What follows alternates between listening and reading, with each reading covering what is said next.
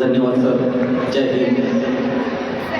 आज़ादी की कभी शाम ना होने देंगे, शहीदों की कुर्बानी कभी बदनाम ना होने देंगे। बची है लहू की एक बूंद भी जब तक शरीर में, तब तक भारत माँ का आजम नीलाम ना होने देंगे। क्या बात है सर। प्रोविंस के सभी साथियों को नमन करता हूँ, प्रणाम करता हूँ। आदरणीय कर्नल साहब को मैं आभार व्यक्त करता हूँ। अवस्थी साहब ने हम यहाँ पे सबको बुलाया, हमारा पूरा जो फौजी परिवार है, आर्मी का पूरा परिवार है, उनको इकट्ठा एक आज हमको इधर भोज के लिए बुलाया। आज एक्चुअल देखा जाए तो जो दिन है 26 जुलाई, जो कारगिल विजय दिन का जो दिन है, वो कुछ कारणों की वजह से हम कल नहीं आ पाए और आज बड़े धूमधाम से मना रहे हैं। तो क्या साहब ने हमें यहाँ पे बुलाया, जो शहीद हुए हैं, जो वीर गतियों को प्राप्त हुए, उन सभी को मैं नमन करता हूँ, प्रणाम करता हूँ। ऐसे ही जो वीर नारी वीर पिता जिन्होंने अपने बच्चों को खोया है, ऐसे वीर नारी वीर पिता को मैं नमन करता हूँ। भारतीय सेना जो एक नारे से जब लड़ती है, नाम नमक और निशान, ऐसे सभी साथियों को मैं नमन करता हूँ।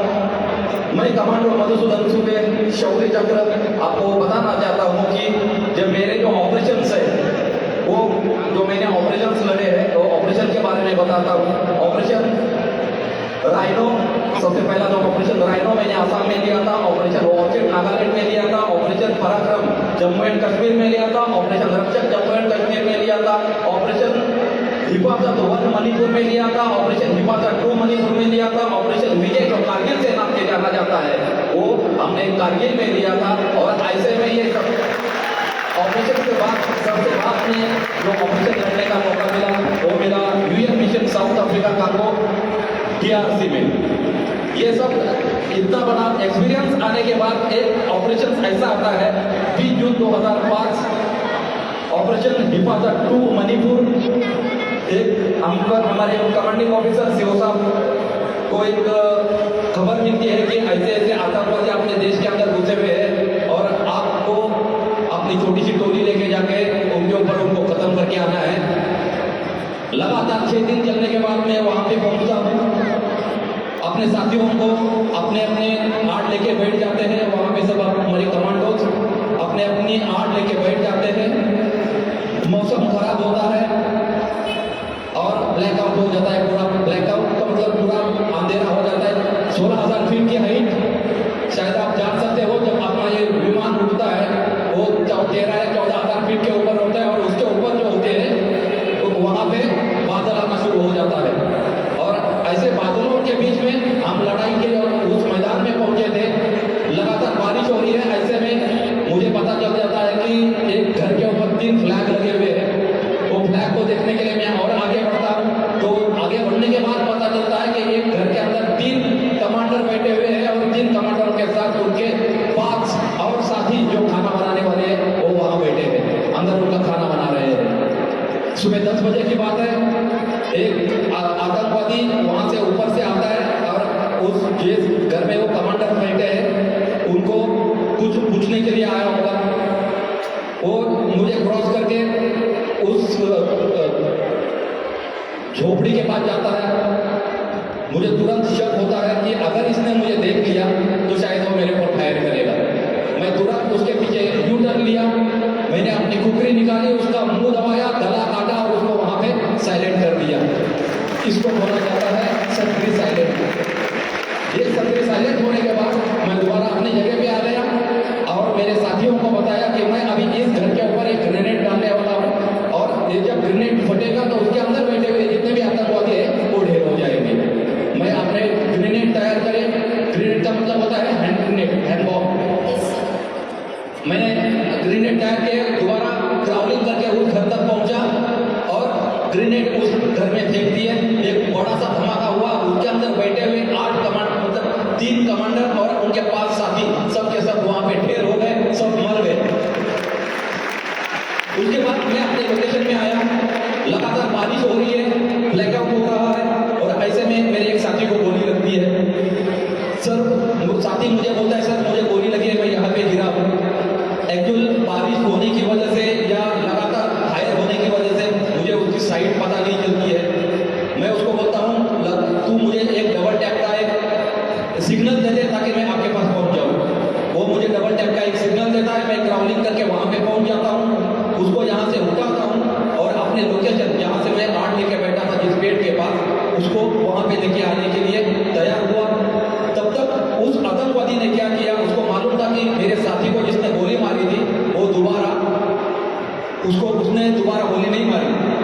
उसको मालूम था इसको उठाने के लिए कोई आएगा।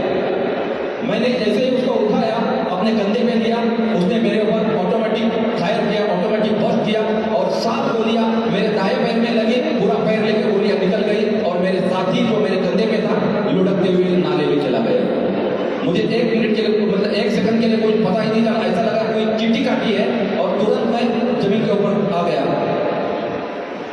जैसा जमीन के ऊपर आता हूँ, मेरा साथी मेरे साथ कंधे से गिर जाता है, तब तक वो आतंकवादी खड़ा हो गया और उसने दूसरा बस्ट किया। 2 गोलियां मेरे राइट पैर में लगती है, पूरा पैर उड़ के कमर के ऊपर चिपक जाता है। तुरंत मैं घुटने के ऊपर पूरा बैठ गया।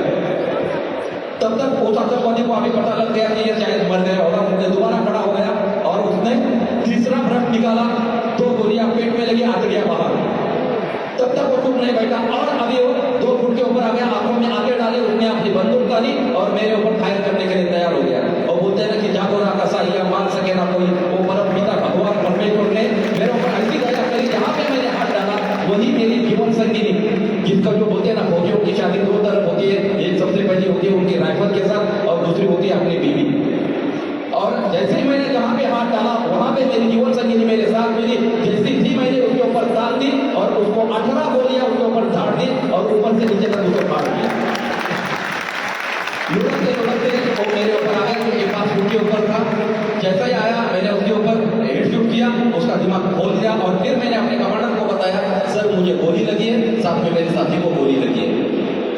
कमांडर मेरे जो सीओ साहब थे उन्होंने इम्फाल में बैठे थे, हेडक्वार्टर से तुरंत उन्होंने हेलीकॉप्टर भेजा। दोपहर के 3 बजे की बात है, हेलीकॉप्टर 3 बजे मेरे ऊपर मतलब जहाँ पे मेरा लोकेशन था वहाँ पे हेलीकॉप्टर आ गया। लेकिन आतंकवादियों ने हेलीकॉप्टर के ऊपर फायर करना शुरू कर दिया। हेलीकॉप्टर के जो अंदर कमांडर बैठे थे उन्होंने बोला इनको सुबह तक बचा के रखो, जैसा ही मौसम खुल जाएगा हम इनको इवैक्यूएट करके लेके जाएंगे। सारी रात मुझे, क्योंकि अंधेरा में नॉर्थ ईस्ट में जो है बहुत जल्दी अंधेरा हो जाता है, 5 बजे ब्लैकआउट होना शुरू हो जाता है। और वैसे भी हम ऐसे पहाड़ी पे थे जहाँ पे बारिश लगातार हो रही है और ब्लैकआउट हो गया। रात होने का पूरा शुरू हो गई और ऐसे में मेरे आँख से, नाक से और पूरे शरीर से खून बहना शुरू हो गया। मेरे साथी ने मुझे नाले में लेके गए, बहते हुए नाले में लेके गए, बदन के पूरे कपड़े निकाले, वहां से देखा कि पूरी पेट के अंदर के आंतड़ियां बाहर है, लेफ्ट पैर पूरा गोलियां निकाल के लेके रही है, राइट पैर में 2 गोलियां कंपाउंड फ्रैक्चर हुआ है, पूरा कमर के ऊपर चिपका हुआ है। उधर से 2 उन्होंने लकड़े काटे, मेरे साथी ने 2 उधर से लकड़े काटे, मेरे बूट की लेस निकाली और मेरा पैर जो है उसको स्प्लिट कर दिया, सीधा बांध दिया राइट पैर को। लेफ्ट पैर में तो पूरा मांस ही निकाल के लेके, हड्डियां निकाल के लेके गए थे, सिर्फ मांस छोटा छोटा बचा हुआ था, उससे सिर्फ पैर लटक रहा था।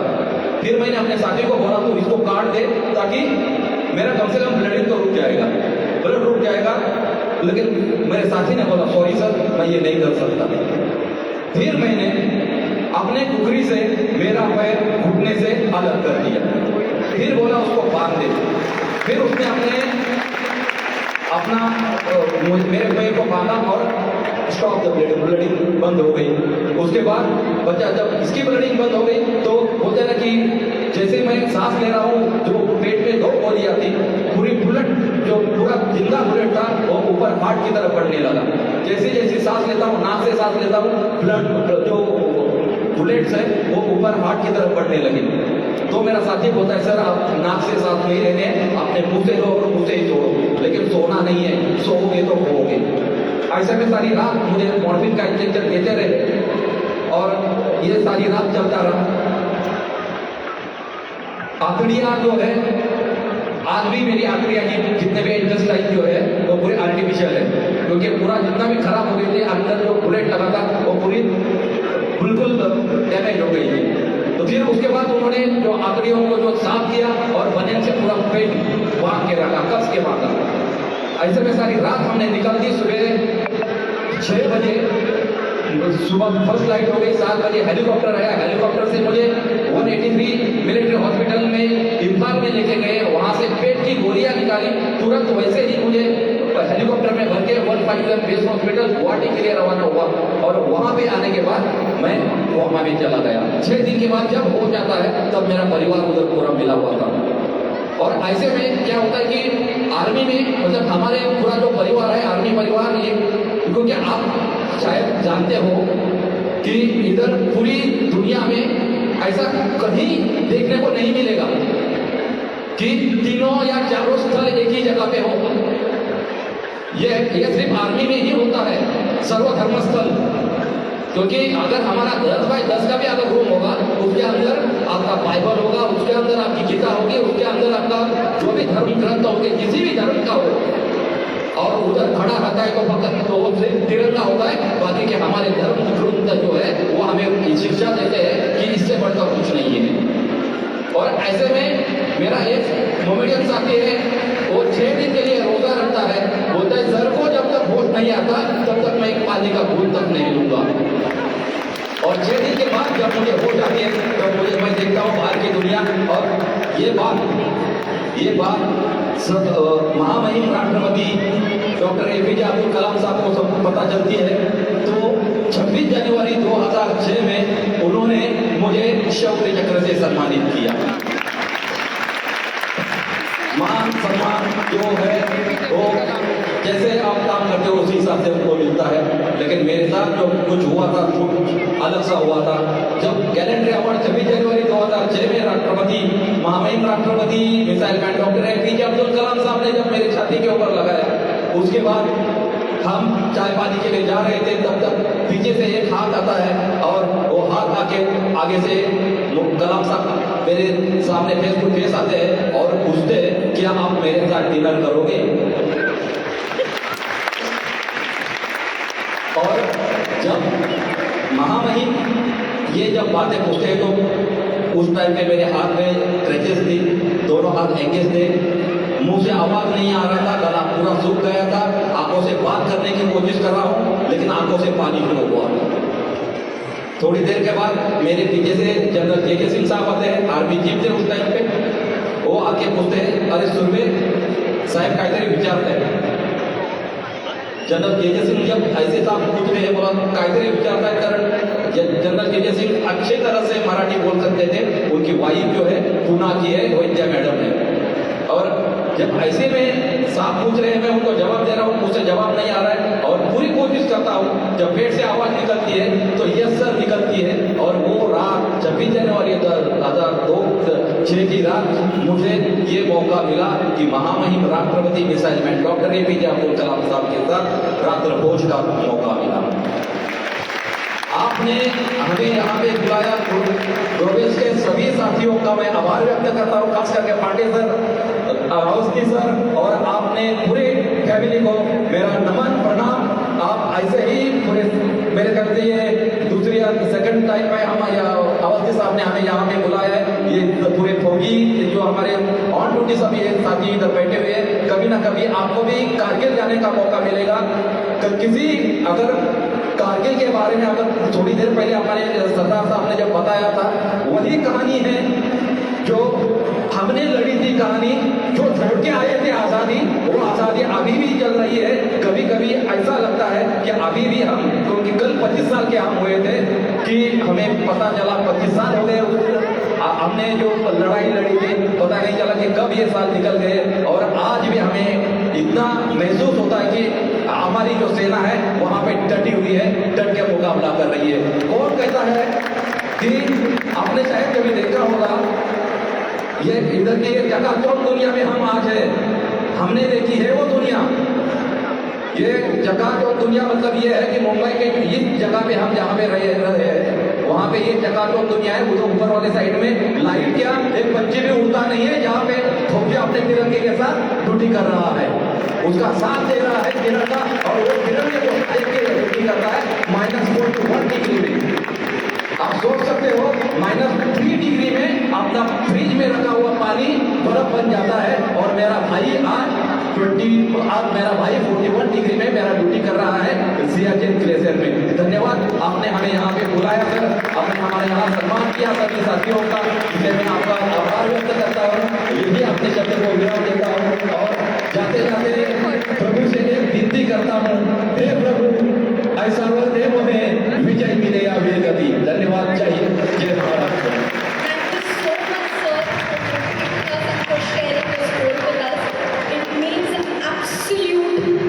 Pleasure, it means absolute respect for you, and thank you so much